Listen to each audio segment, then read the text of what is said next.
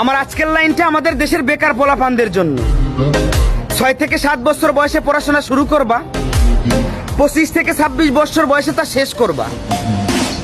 এবার মা বাবার কাছে পর্যাপ্ত পরিমাণ টাকা না থাকায়, অফিসে মামা খালু না থাকায় বছরের পর বছর ঘুরেও চাকরি মিলতেছে না।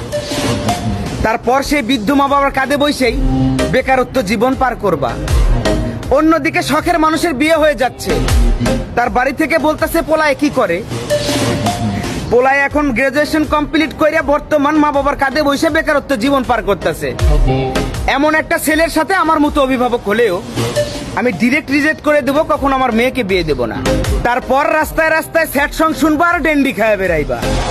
আমি বলি কি, পড়াশোনা অনেক হয়েছে, এবার বাদ দাও। আজকেই পাসপোর্ট অফিসে যাওয়ার একটা পাসপোর্ট বানাও।